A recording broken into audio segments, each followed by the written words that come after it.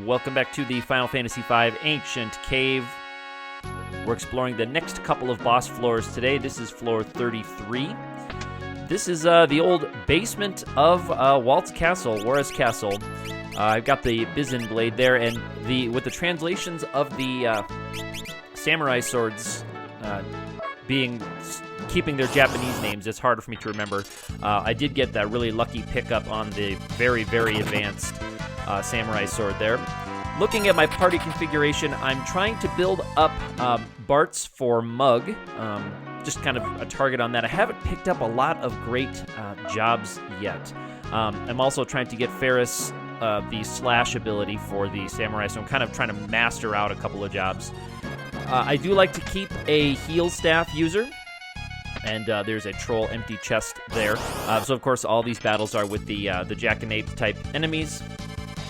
So Lena is my heal staff user at the moment, and Kara there, I'm trying to get her to the Equip Ribbons secondary ability, because we bothered to fight that fight to get that ribbon. So gosh darn it, I'm going to have somebody wearing it. So these battles are rather tricky, as they always are. You start with the back attack. Even with the Thief, it should be noted, some of you probably noticed already. The Thief in the regular game is supposed to have the caution ability that keeps back attacks from happening, but these guys seem to be able to override that. I still seem to be able to get back attacks occasionally. So as this appears to be an inescapable battle, that it doesn't tell you when you try to run normally. It's interesting, the things that this game does to kind of pick on you a little bit.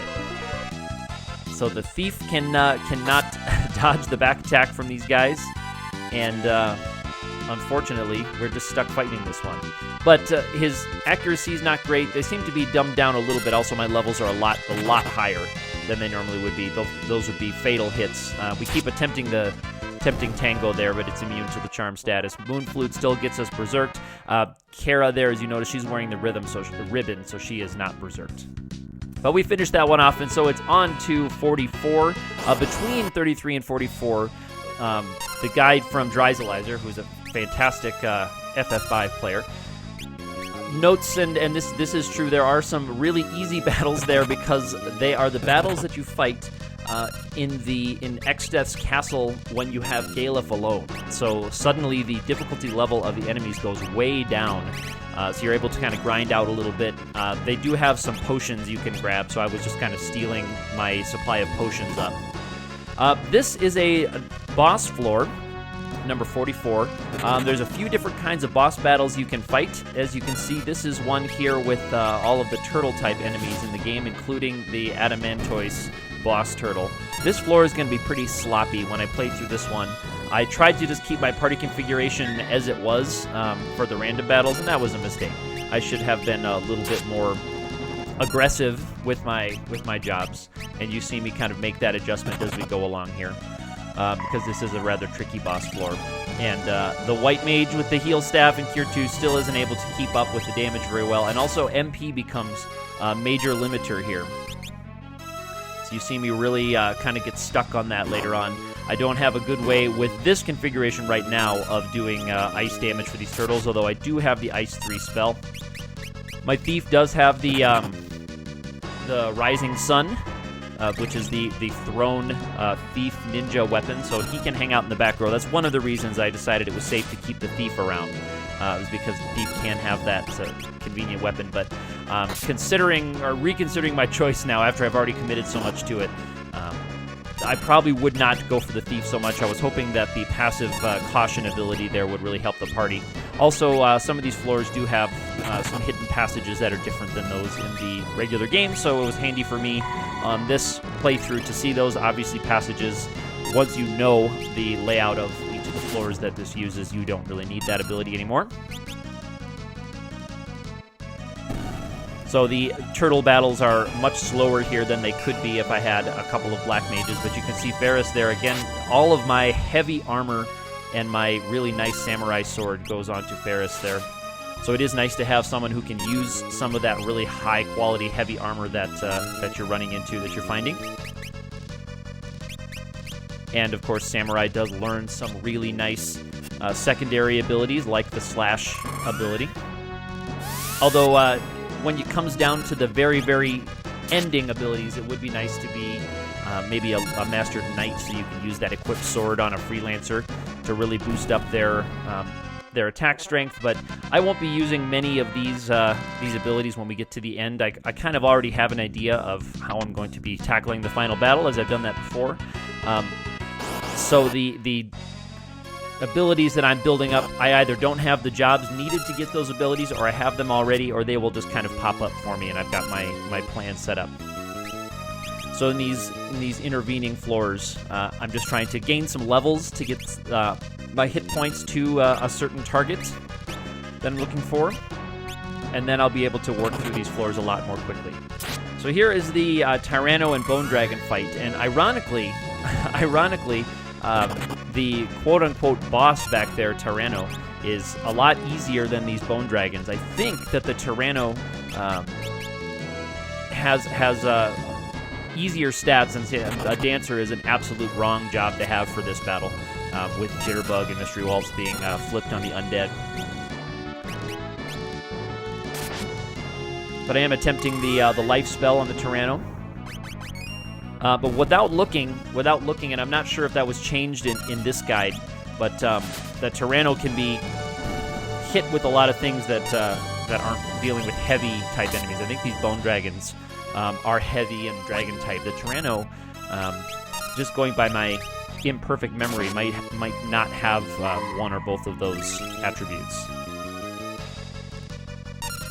So I'm able to keep everybody on their feet with the help of the White Mage, but these battles just go on a lot longer than they need to. There's the Bone ability there, bringing my Thief down to nothing. Dancer hasn't rolled a sword dance like I'd like her to, and she also has the Dancing Dagger, so even just using the regular fight command can sometimes result in a draining type ability that gets reversed. We do pick up the elixir.